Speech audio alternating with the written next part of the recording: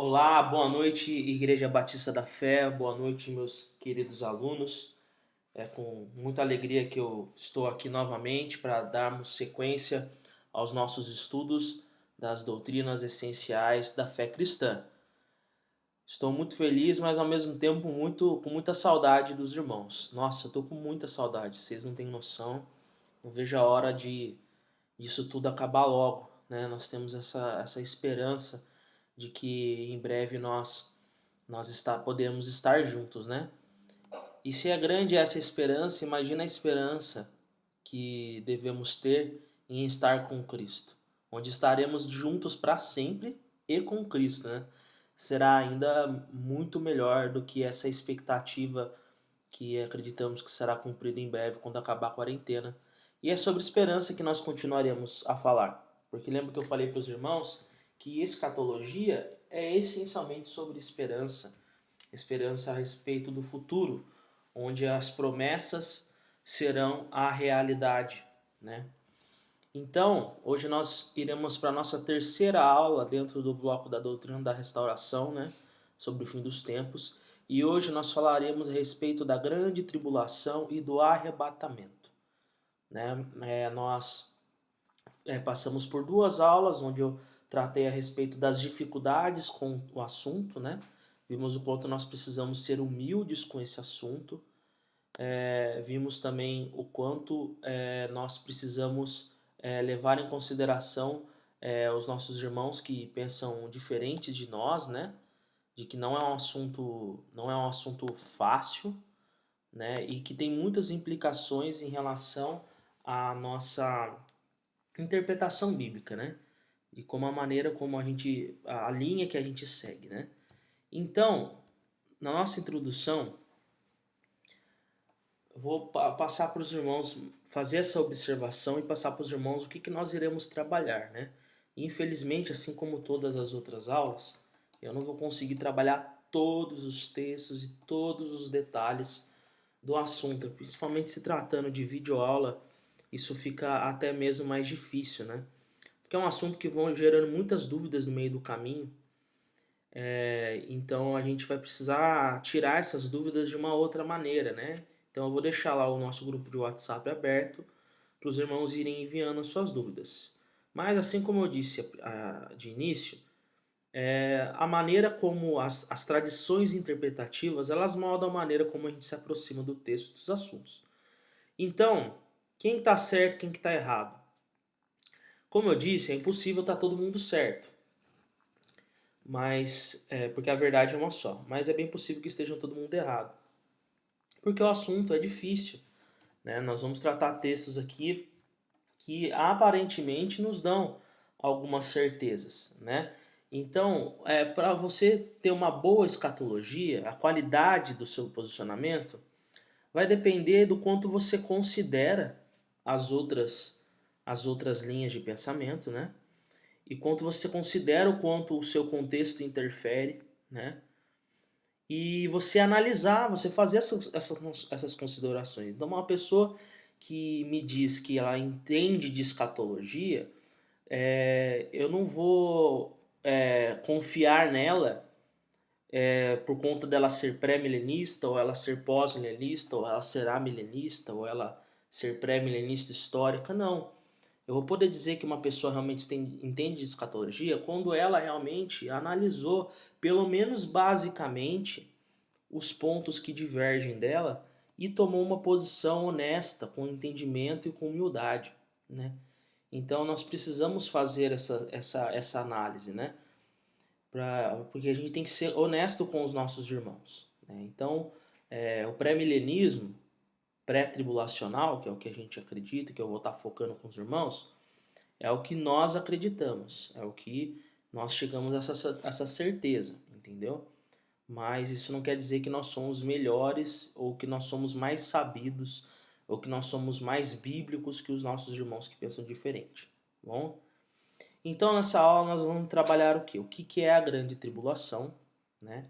Qual a natureza desta grande tribulação e qual a relação da igreja com esse momento da história da redenção.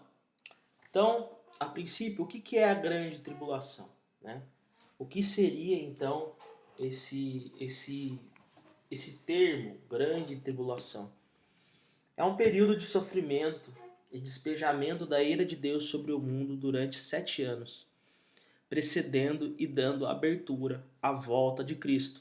Ou seja, é um estágio difícil, um estágio muito ruim dentro da história da redenção, de muito sofrimento, de muita dor, de muita angústia, de muita perseguição, de muita disciplina, mas durante um período relativamente curto, e é algo que acontece antes da volta de Cristo.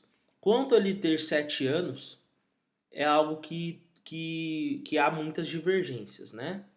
Mas quanto a ser algo que precede a volta de Cristo, isso é ponto pacífico. Todos nós acreditamos que há um tempo de luta, há um tempo de dificuldade antes de Cristo voltar, né? Então, embora eu não tenha colocado no slide, qual que é a posição que não é a nossa? Lembra que eu comentei com os irmãos que é a linha de pensamento historicista, né? Tem outras escolas, mas a principal delas é a historicista, que acredita que esse período da grande tribulação, na verdade, não é algo que está no futuro, não é algo com um tempo delimitado, mas toda vez que a Bíblia trata a respeito do dia do Senhor, toda vez que a Bíblia trata a respeito da ira de Deus, toda vez que a Bíblia trata a respeito de tempos de angústia, tempos de muita dor, tempos de fortes e intensas perseguições, a linha que não é a nossa, que é a linha historicista, acredita que isso é o período da igreja. Lembra que eu falei que o historicismo é uma linha de interpretação bíblica que busca encontrar o cumprimento das profecias do Antigo Testamento na era da igreja, na história da igreja. Por isso que eles chamam historicistas. Então, quando eles se deparam com alguns textos que nós vamos ver agora, eles falam assim, não, mas isso na verdade é a perseguição que já está ocorrendo, ou a perseguição que ocorreu no início da era da igreja. Olha, você vê aí a China perseguindo os cristãos, no Oriente Médio, muitas igrejas sendo destruídas, muitos cristãos perdendo a sua cabeça, sendo fuzilados. Então, na verdade, toda vez que a Bíblia trata disso, ela não está tratando de um período específico lá no futuro, mas ela está tratando realmente da vida da igreja, né? Até que Cristo volte, nós passaremos por tribulação. Então, por um lado, eles estão certos, porque realmente Cristo disse para nós que neste mundo nós teremos aflições, que nós seríamos odiados pelo mundo e que nós seríamos perseguidos. Todavia, os textos que falam a respeito de uma intensa tribulação coloca isso no futuro e coloca isso como algo jamais visto. Então, não vai ser uma coisa que acontece diariamente.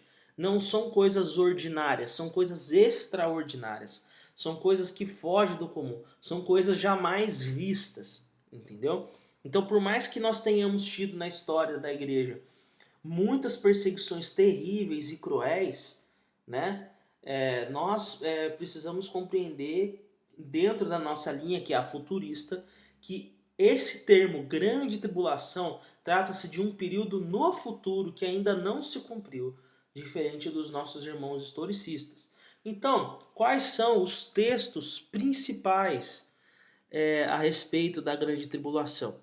Existem muitos outros textos em Oséias, textos em Jeremias e tudo mais, mas eu escolhi esses que são os textos principais. Então, esse vai ser o maior tempo gasto da nossa aula, né, onde a gente vai estar lendo esses textos.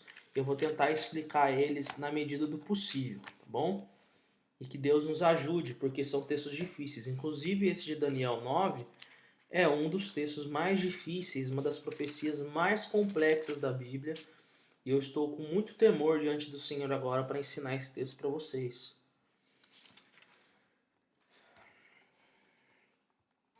Então vamos lá. Vamos ler a partir do versículo 20, tá? Aí no slide tá 24, 27, mas vamos ler a partir do 20, que aqui no contexto Daniel tinha acabado de fazer uma oração muito bonita pelo seu povo, né? Onde ele intercede pelo seu povo. E após essa oração, ele tem uma experiência com Deus, ele recebe uma revelação a partir do anjo Gabriel. Então vamos lá. Falava eu ainda e orava e confessava o meu pecado e o pecado do meu povo de Israel, e lançava a minha súplica perante a face do Senhor, meu Deus, pelo monte santo do meu Deus. Falava ainda na oração, quando o homem Gabriel, que eu tinha observado na minha visão ao princípio, veio rapidamente voando e me tocou à hora do sacrifício da tarde. Ele queria instruir-me, falou comigo e disse: Daniel, agora saí para fazer-te entender o sentido. No princípio das tuas súplicas saiu a ordem e eu vim para te declarar, porque és muito amado. Considera, pois, a coisa e entende a visão. 70 semanas estão determinadas sobre o teu povo e sobre a tua santa cidade, para fazer cessar a transgressão, para dar fim aos pecados, para expiar a iniquidade, para trazer a justiça eterna, para selar a visão e a profecia e para ungir o santo dos santos. Então aqui ele faz referência a um período de 70 semanas, né? Onde Deus vai estar tratando especificamente com o seu povo. E qual que é o povo aqui do contexto? É o povo de Israel, né? Não dá margem aqui aos gentios, não dá margem a gentios convertidos e não dá margem principalmente aquilo que nós vimos na nossa matéria de doutrina da igreja. Não dá margem a judeus e gentios salvos em Cristo, ou seja, a igreja. Então, aqui é bem específico em relação a estar se tratando do povo de Israel. Primeira coisa que a gente deve levar em consideração. Versículo 25. Sabe e entende. Desde a saída da ordem para restaurar e para edificar Jerusalém, até o ungido ao príncipe, 7 semanas e 62 semanas. As praças e as circunvalações se reedificarão, mas em tempos angustiosos. Depois das 62 semanas será morto o ungido, e já não estará. E o povo de um príncipe que há de vir destruirá a cidade e o santuário, e o seu fim será num dilúvio, e até ao fim haverá guerra, desolações são determinadas. E ele fará firme aliança com muitos por uma semana. Na metade da semana fará cessar o sacrifício e a oferta de manjares. Sobre a asa das abominações virá o assolador, até que a destruição que está determinada se derrame sobre ele. Que texto difícil, né, meus irmãos? Então aqui você vê alguns números, né, alguns termos, uma semana, metade da semana, cessar os sacrifícios, o ungido aqui. Então há esses símbolos, né? Então, qual que é a primeira coisa que eu queria tratar nesse texto? Essas 70 semanas pode ser compreendido como 70 vezes 7 anos, ou seja, 490 anos. A gente tem margem para isso, que em Levíticos 25, 8, vamos abrir lá, você vê que existe uma espécie de contagem de anos usando esse termo de semana. É algo comum dentro das terminologias hebraicas. Levítico 25, 8, ele fala: contarás 7 semanas de anos, 7 vezes 7 anos, de maneira que os dias das 7 semanas de anos te serão 49 anos. Então aqui, quando Deus está instruindo, Moisés está recebendo essa instrução da parte de Deus para falar a respeito do ano do jubileu, ele mostra esse tipo de contagem através das semanas. E essas 70 semanas aqui, uma tradução literal, seriam 70 setes. entendeu? 70 setes, ou seja, 70 vezes 7. E uma semana sendo um ano, então 70 vezes 7, ou seja, 70 grupos de 7 anos são 490 anos. Então esse período, se levar em consideração uma interpretação literal, é algo então de 490 anos. Então, esse primeiro símbolo. Eu não mencionei aqui, mas outro símbolo que aparece aqui é o ungido, né? Ao príncipe. E isso nós levamos em consideração que é o Messias. Né? A palavra aqui é a palavra Messiach. Então é é o Messias, é Jesus Cristo. Né? Então, no versículo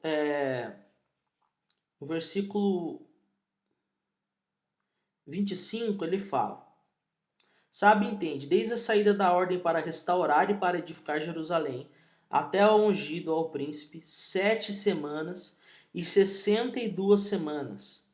As praças e as circunvalações se reedificarão, mas em tempos angustiosos. Depois dessas 62 semanas, será morto o ungido e já não estará. Então, o que é esse período de 7 semanas e mais 62 semanas? São 7 vezes 7, ou seja, 49 anos, mais 7 vezes 62, 434.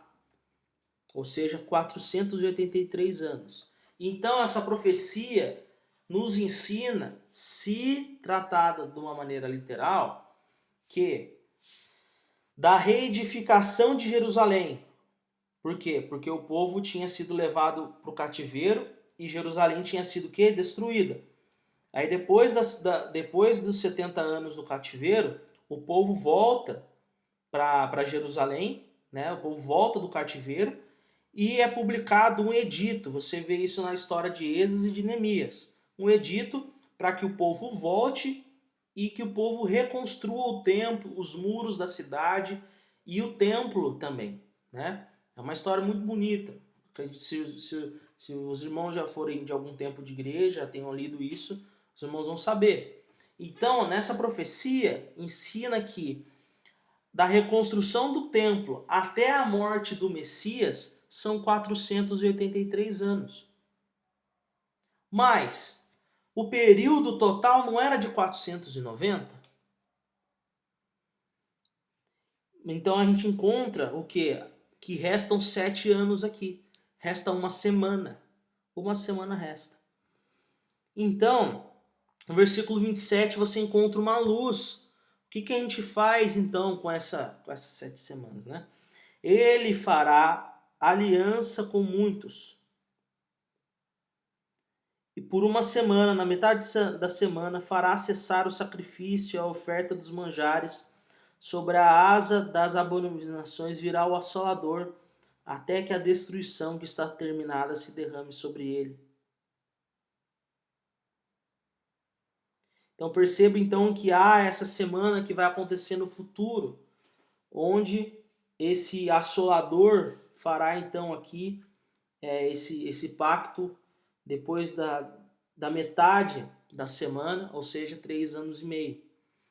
Então, nós vemos que há uma margem para um hiato, um espaço de tempo entre 483 anos e mais esses 7 anos ainda.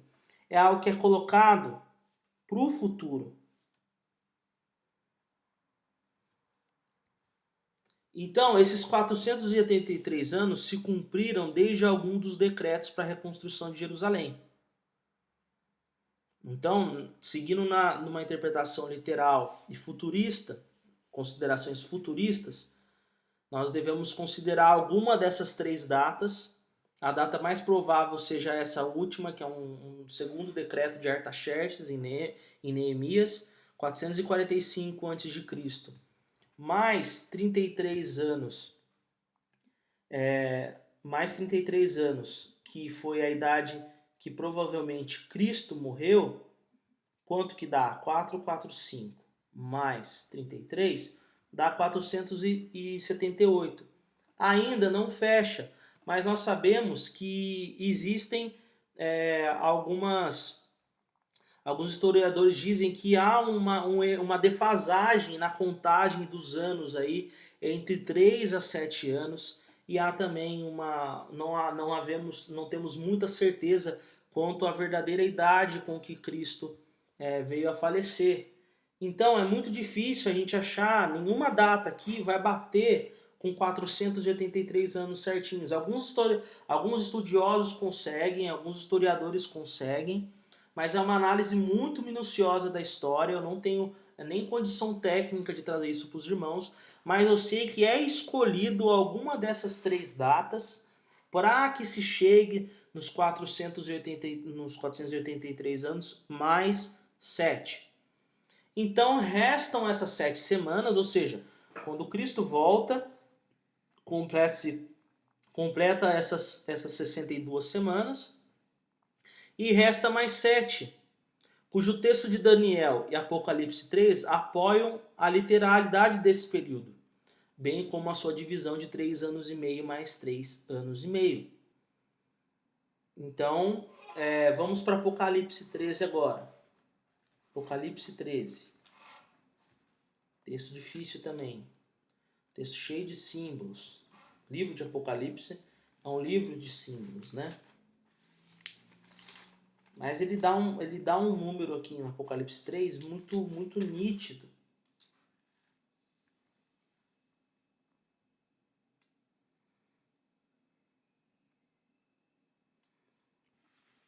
A partir do versículo 11. Ó. Vi ainda outra besta emergir da terra, possuía 2 chifres, parecendo cordeiro, mas falava como dragão. Exerce toda a autoridade da primeira besta na sua presença. Faz com que a terra e seus habitantes adorem a primeira besta, cuja ferida mortal fora curada. Também opera grandes sinais, de maneira que até fogo do céu faz descer a terra diante dos homens. Seduz os que habitam sobre a terra por causa dos sinais que lhe foi dado executar diante da besta, dizendo aos que habitam sobre a terra que façam uma imagem à besta, aquela que, ferida a espada, sobreviveu. E lhe foi dado comunicar fôlego à imagem da besta, para que não só a imagem falasse, como ainda fizesse morrer quantos não adorassem a imagem da besta. A todos, os pequenos e os grandes, os ricos e os pobres, os livres e os escravos, lhes seja dado certa marca sobre a mão direita ou sobre a fronte, para que ninguém possa comprar ou vender, senão aquele que tem a marca, o nome da besta, ou o número do teu nome. Aqui está a sabedoria, aquele que tem entendimento calcule o número da besta, pois é o número de homem. Ora, esse número é 666. Então aqui você percebe que há esse período de um reinado da besta, onde somente aqueles que terão o chip, algumas pessoas dizem que é um chip, né? Eu não consigo afirmar que é um chip, desculpa, a respeito àqueles que afirmam, mas é um número, um sinal, não sei se é algo, o texto não fala, ele usa esse símbolo 666 para dizer que as pessoas só vão conseguir fazer transações financeiras e econômicas nesse período quem tiver o sinal. Mas o mais interessante é o que ele fala no começo do capítulo. Ó. Versículo 5, 13, 5. Foi-lhe dada uma boca que proferia arrogâncias e blasfêmias e autoridade para agir 42 meses. 42 meses são exatamente 3 anos e meio. 3 anos e meio. Entrando muito batendo muito com o número usado em Daniel, no versículo 27, né? Onde ele fala, no versículo 27 do capítulo 9, e fará firme aliança com muitos por uma semana, mas na metade da semana fará cessar o sacrifício e a oferta de manjares. Sobre a asa das abominações virá o assolador, até que a destruição que está determinada se derrame sobre ele. Então, meus irmãos, me desculpem não conseguir passar uma explicação melhor, mas resumidamente é isso. Essas 70 semanas são, na verdade, 490 anos. Desses até que seja, que venha a segunda vinda de Cristo, né? Mas desses 490 anos, 483 anos se cumpriram desde a morte de Cristo, ou desde o início do ministério de Cristo. Eu esqueci de falar isso também, né?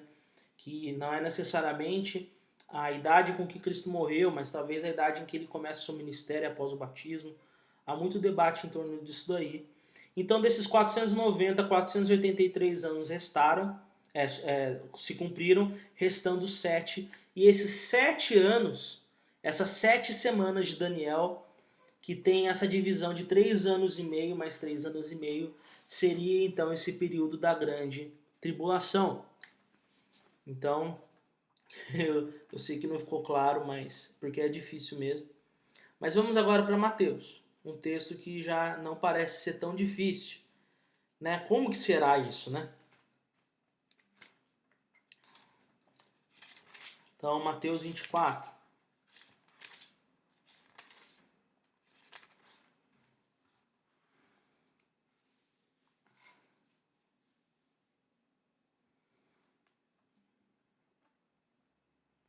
A partir do versículo 15. Quando, pois, virdes o abominável da desolação de que falou o profeta Daniel no lugar santo, quem lê entenda, ou seja, ele está fazendo referência a Daniel capítulo 9, que fala do assolador, né, do abominável da desolação. Então não é errado conectar esses textos. Esses textos, eles têm o que a gente chama de um elemento de intertextualidade, ou seja, Jesus no seu discurso está fazendo uma conexão com o discurso antigo de Daniel. Versículo 16. Então, os que estiverem na Judéia, fujam para os montes. Então, aqui ele já está dizendo que realmente, quando fala de Israel, fala do povo de Israel ali, a gente pode interpretar dessa maneira, porque Jesus já está falando aqui em menção à Judéia, né? Quem estiver sobre o eirado, não desça a tirar de casa coisa alguma. Quem estiver no campo, não volte atrás para buscar a sua capa. Ai das que estiverem grávidas e das que amamentarem naqueles dias. Orai para que a vossa fuga não se dê no inverno nem no sábado. Porque nesse tempo haverá grande tribulação. Perceba, neste tempo haverá grande tribulação. Jesus está indicando que é um momento específico, é um momento diferente. Não são as dores da vida cristã que a história da igreja passa por todos os anos. É uma coisa diferente. Como desde o princípio do mundo até agora não tem havido e nem haverá jamais. Então ele está jogando para o futuro. Se fosse algo que começasse ali, logo depois da sua ressurreição, ele ia deixar claro, como ele deixou, por exemplo, em João 17, nesse mundo tereis aflições. Então aqui ele está falando de um outro tipo de aflição, ele está falando de um outro tipo de tribulação. Algo maior, algo que não tem havido e nem haverá jamais. Não tivessem aqueles dias sido abreviados, ninguém seria salvo. Então aqui ele nos dá uma indicação de que não é um período muito curto, muito longo, é um período curto. Mas por causa dos escolhidos, tais dias serão abreviados. Ou seja, é um tempo onde ele está tratando com os seus escolhidos. Ah, mas Vinícius, o termo escolhidos não é um termo do Novo Testamento, que principalmente Paulo usa para falar da igreja? Sim, mas é um termo que também é do Antigo Testamento. E embora Mateus tenha sido escrito depois da ressurreição de Cristo, o discurso de Cristo aqui ocorre antes da sua morte e ressurreição. Ou seja, Cristo está falando com judeus, o público-alvo de Mateus é um público judeu, e está falando no contexto do Antigo Testamento ainda, porque o sacrifício vivo, que era ele, ainda não tinha sido feito. Então ele está falando nos termos da antiga aliança ainda, ele está falando no contexto da antiga aliança, e o público-alvo de Mateus eram judeus, Então a gente tem que entender todo esse contexto, tanto da profecia de Daniel, quanto desse discurso da grande tribulação de Jesus Cristo. Versículo 23. Então, se alguém vos disser, eis aqui o Cristo, ou ei-lo ali, não acrediteis. porque surgirão falsos cristos e falsos profetas operando grandes sinais e prodígios para enganar, se possível, os próprios eleitos. Veja que vou tenho predito. Desculpa. Veja que vou tenho predito. Portanto, se vos disserem, eis que ele está no deserto, não saiais. Ou ele no interior da casa, não acrediteis, porque assim como o relâmpago sai do oriente e se mostra até no ocidente, assim há de ser a vinda do Filho do Homem. Onde estiver o cadáver, aí se ajuntarão os abutres. E logo em seguida a tribulação daqueles dias, o sol escurecerá, a lua não dará a sua claridade, as estrelas cairão no firmamento e os poderes do céu serão abalados. Então aparecerá no céu o sinal do Filho do Homem. Todos os povos da terra se lamentarão e verão o Filho do Homem vindo sobre as nuvens do céu, com poder e muita glória. E ele enviará os seus anjos com grande canglor de trombeta, os quais reunirão os seus escolhidos dos quatro ventos de uma a outra extremidade dos céus.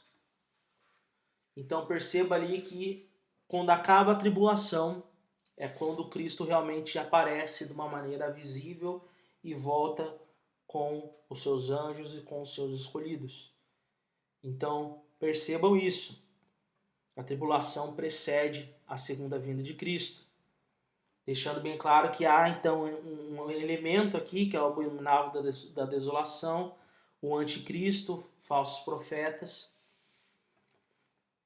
Então é isso, meus irmãos. Esses são os textos principais. Então, resumindo, o que é a grande tribulação?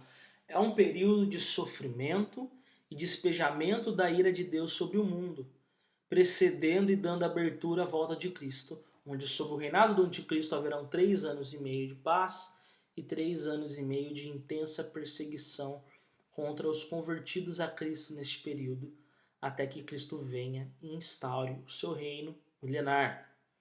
Então é isso, meus irmãos. É um período de juízo, um período onde Deus estará tratando especificamente com o povo de Israel.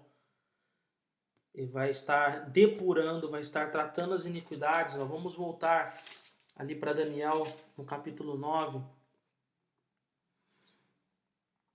onde ele fala, no versículo 24, 70 semanas estão determinadas sobre o teu povo e sobre a tua santa cidade, para fazer cessar a transgressão, para dar fim aos pecados, para expiar a iniquidade, para trazer a justiça eterna, e para selar a visão e a profecia, e para ungir o santo dos santos.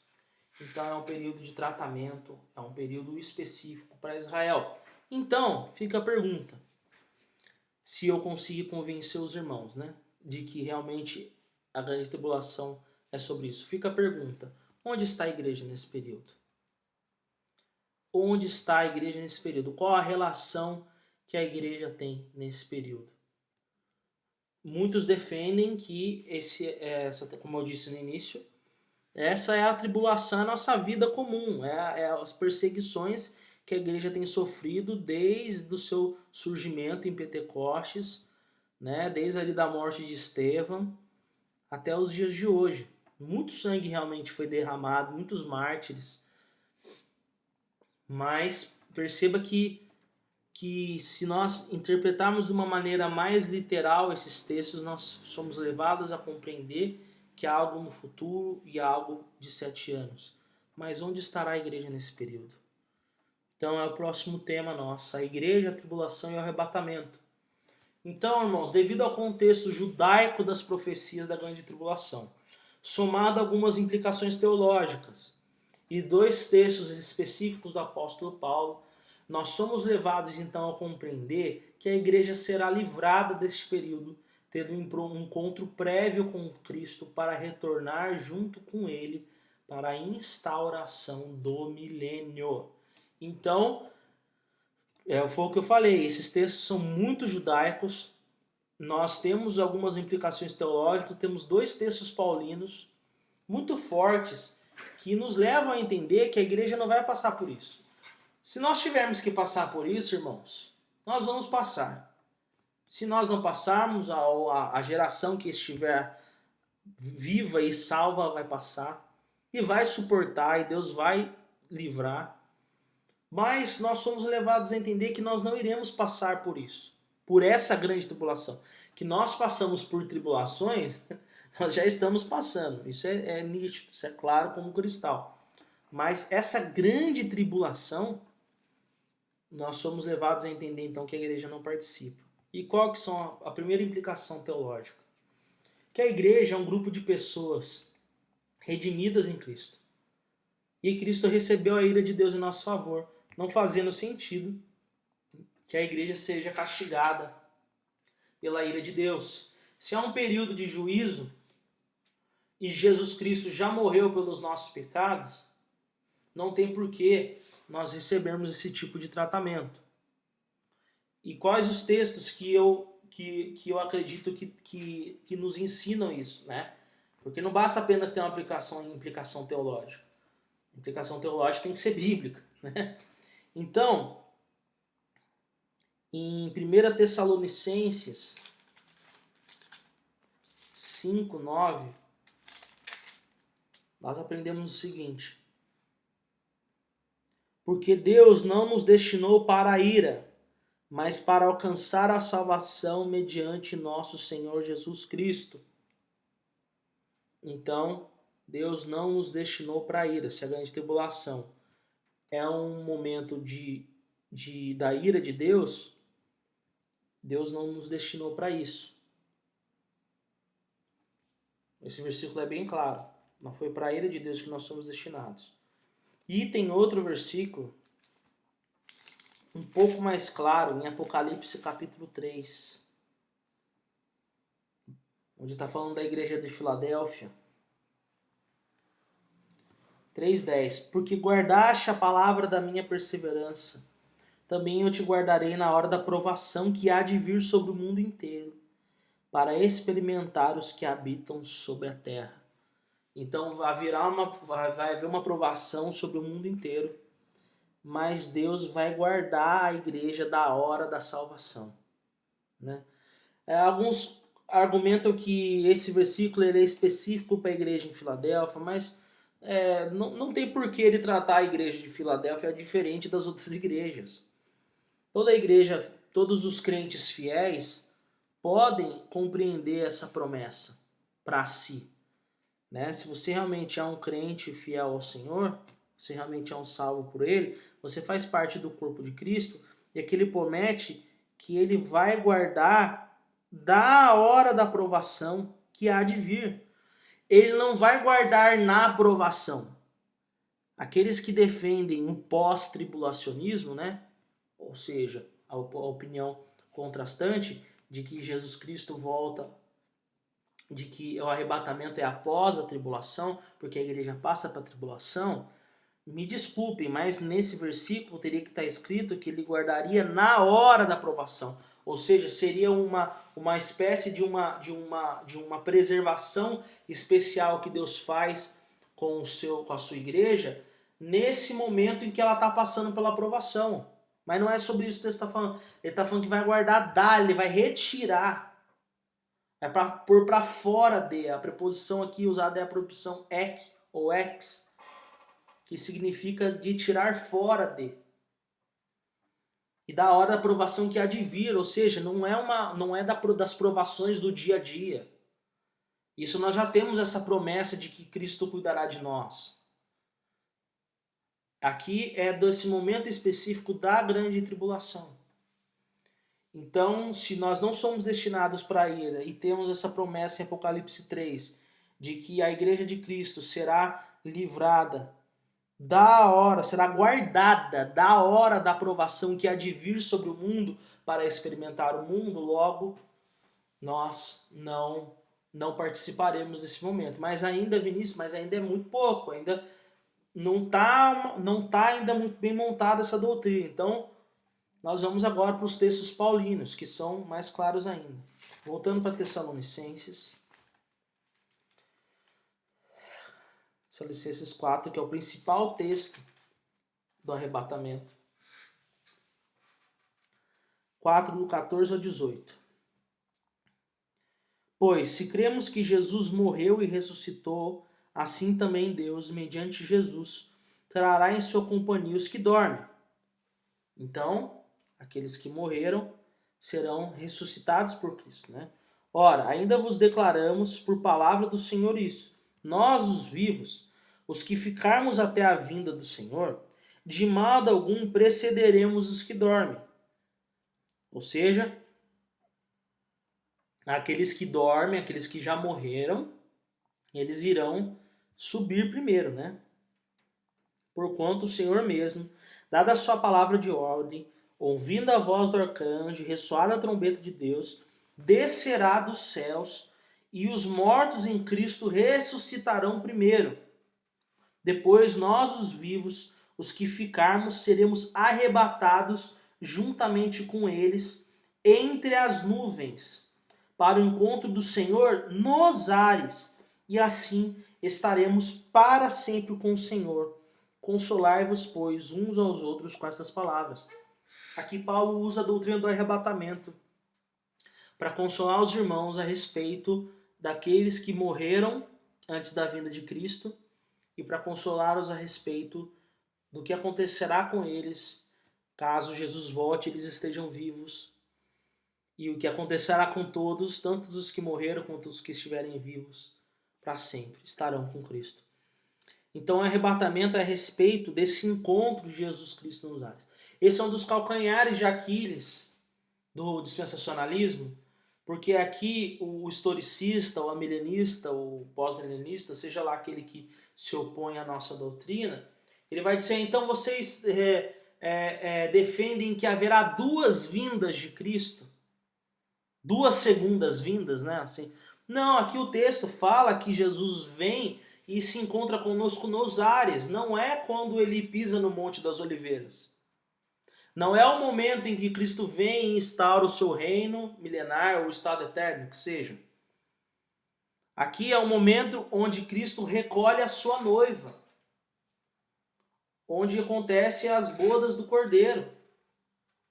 Então ele se encontra conosco, nós subimos até as nuvens, nos encontramos com Cristo lá em cima, ou seja, ainda não é o fim, é apenas um estágio onde o noivo vem, a noiva vai até o noivo subtrai a noiva dessa terra.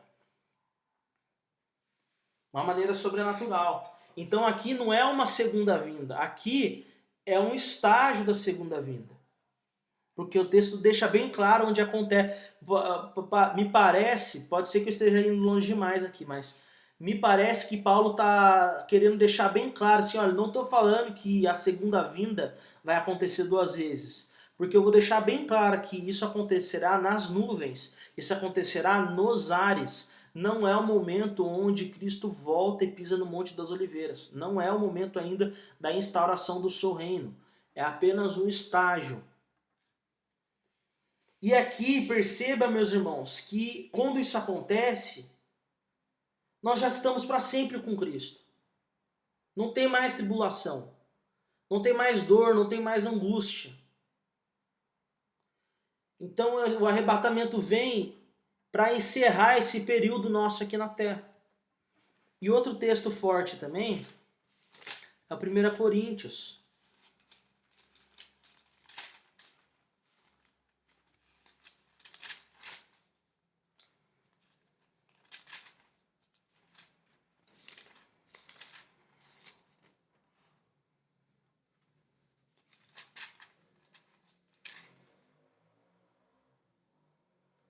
1 Coríntios 15, eu não coloquei o capítulo aí, me esqueci.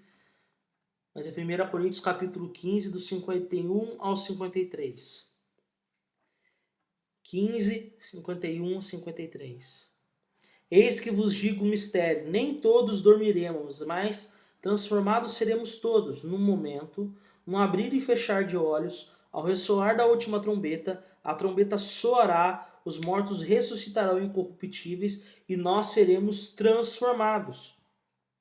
Porque é necessário que este corpo corruptível se revista de incorruptibilidade e que o corpo mortal se revista da imortalidade.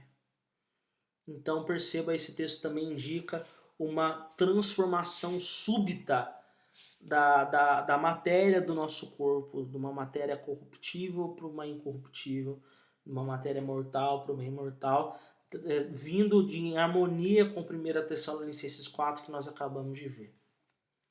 Então, concluindo, essas implicações, a implicação de que nós não somos destinados à ira, e a implicação de Apocalipse 3, que diz que a igreja será livrada, né, será guardada da hora da tribulação, mais esses textos paulinos, nos leva a compreender que a igreja não participará da grande tribulação, mas que será livrada através do arrebatamento, que é o quê? É um ato sobrenatural divino, onde ele recolhe os seus filhos, os mortos ressuscitados e também os que estiverem vivos para si, e que neste momento o crente está a salvo de todo e qualquer perigo. Todo e qualquer perigo. Acabou, the end, arrebatou. Ainda há muita coisa por vir, mas nós já estamos completamente salvos de qualquer tipo de perigo. Então perceba isso, meus irmãos, que a harmonia desse textos, você junta essas implicações, nos leva a crer então no arrebatamento pré-tribulacional, ou seja, antes da grande tribulação, a igreja é retirada do mundo. Conclusão. A grande tribulação, eu usei aí GT para abreviar, né?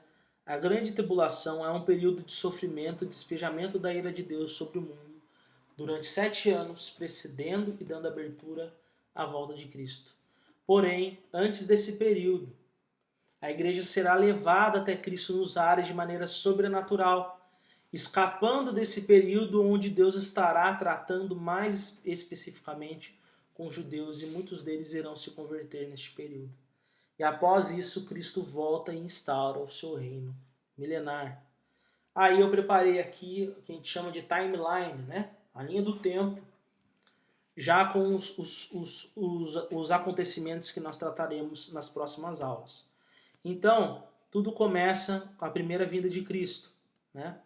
Quando ele morre e ressuscita e é assunto aos céus. E depois disso nós temos o período da igreja, que é onde estamos agora. Jesus vai, o seu Espírito desce, né? Habita na igreja, dá poder à igreja, mas em algum momento, no abrir e fechar de olhos, ao ressoar da trombeta, o que vai acontecer? Seremos arrebatados, né? Arrebatamento da igreja e ressurreição dos crentes já mortos. Então isso acontecerá. Acontecendo o arrebatamento, começa o que então? A grande tribulação, 7 anos do reino do anticristo. Então vai ter esses 7 anos da tribulação, da grande tribulação. Então você perceba que se a pessoa não acredita que a grande tribulação são esses 7 anos no futuro, mas ela precisa acreditar no arrebatamento pelo menos depois da tribulação, né? Todos concordamos em algum grau que há essa iminência do arrebatamento, que é algo que pode acontecer a qualquer momento, né? E depois da grande tribulação vem a segunda vinda de Cristo com seus santos, onde ele volta com a igreja e com os convertidos da grande tribulação. Ele recolhe, né, nos 4 cantos dos céus os seus eleitos. Ele volta com todo mundo. Ele volta para instaurar o seu reino milenar, que é o milênio. Apocalipse 20, que será tópico das nossas próximas aulas. Após o milênio, há o juízo final e, enfim, o estado eterno, a eternidade, onde realmente a Nova Jerusalém, a Cidade Santa, vai estar devidamente instaurada e o reino do Senhor será para sempre. Não haverá mais dor, não haverá choro, não haverá nenhum clamor, porque as primeiras coisas foram passadas. É isso, meus irmãos, com muita dificuldade, o tema é difícil. Sei que ficaram dúvidas e estou à disposição. Não sei se eu conseguirei sanar todas as dúvidas, mas na medida do possível vou estar ajudando os irmãos. É isso. Que Deus nos abençoe e tenha misericórdia de nós. Irmãos, independente da ordem desses fatos. O que Deus requer de nós é que nós sejamos fiéis até que Ele venha. Isso, de certa forma, nos dá algum auxílio, nos dá algumas pistas de como acontecerão as coisas, mas independente de como elas vierem a acontecer, nós temos que entender que elas vão acontecer, que Cristo vai voltar e que nós precisamos estar prontos. De como você quer ser encontrado? Como você quer ser encontrado? Então mantenha a chama da sua lamparina acesa, porque o noivo está vindo. Que Deus nos abençoe, tenha misericórdia de nós e que Ele volte o mais rápido possível. Que Ele nos leve o mais rápido possível, porque por mais que tenhamos alguns prazeres aqui nessa terra, estar com Cristo é infinitamente melhor. Até mais. Tchau, tchau.